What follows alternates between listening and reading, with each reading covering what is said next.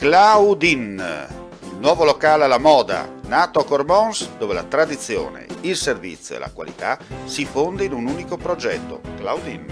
In via Friuli, incastonato lungo il viale d'accesso alla capitale del Coglio, aperto dal mercoledì al lunedì, il martedì si riposa dalle 7 alle 14 e dalle 17 alle 23. Claudin, locale per palati fini e buongustai, dove si mangia, si beve e si respira bird, Coglio e quei.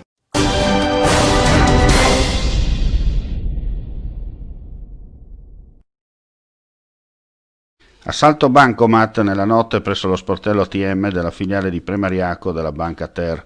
I malviventi hanno agito tra le 2 e le 3 cercando di forzare lo sportello, ma ogni tentativo è stato vano.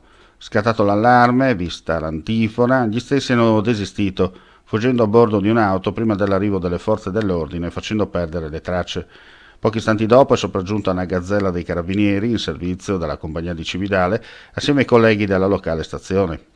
I militari hanno constatato che il tentato furto non è andato a buon fine, ma lo sportello ha subito comunque danni al sistema operativo, con gli addetti dell'istituto di credito che hanno applicato il cartello di avviso alla clientela di fuori servizio. Al vaglio degli inquirenti le immagini registrate dalle telecamere di videosorveglianza per risalire agli eventuali autori. Sono 112 gli ospiti del CARA di Gradisca di Sonzo risultati positivi al Covid-19, cui si aggiungono 8 operatori delle Coop che gestiscono la struttura. L'ha confermato il prefetto di Gorizia, Massimo Marchesiello, che ha rassicurato sull'assenza di emergenze. Le persone risultate contagiate, che erano state temporaneamente alloggiate in una tendopoli, da oggi possono usufruire di appositi moduli. Allo stato attuale sono tutti asintomatici e non c'è stato bisogno di alcun approfondimento sanitario. È stata realizzata una netta separazione con l'area che ospita il centinaio di negativi, con tanto di transenne e aumento della sorveglianza. Il prefetto ha voluto ringraziare le forze dell'ordine e il personale del Dipartimento di Prevenzione dell'azienda sanitaria. Realizzare lo screening in poche ore ha richiesto uno sforzo supplementare non indifferente, anche rispetto al lavoro che si sta svolgendo per l'intera comunità provinciale. Disporre così rapidamente dei risultati ci ha permesso, conclude la nota del prefetto, di imporre l'isolamento e, speriamo, di spezzare la catena di contagi. L'azienda sanitaria universitaria Giuliano Isontina ha comunicato la presenza di alcuni casi di positività, si tratta di 2 insegnanti e 6 alunni, nella scuola primaria del comune di Sgonico, rilevati dopo il test antigenico rapido. Sono stati posti in quarantena fino al 30 novembre tutti gli alunni e i docenti della scuola elementare.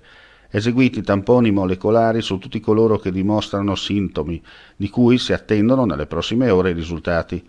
Il numero dei positivi potrebbe variare ancora.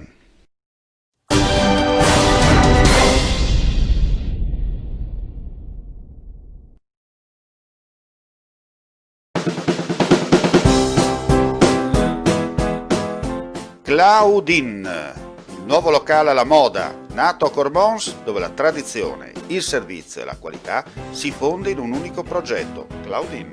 In via Friuli, incastonato lungo il viale d'accesso alla capitale del Coglio, aperto dal mercoledì al lunedì, il martedì si riposa dalle 7 alle 14 e dalle 17 alle 23. Claudin, locale per palati fini e buongustai, dove si mangia, si beve e si respira bird, Coglio e quei.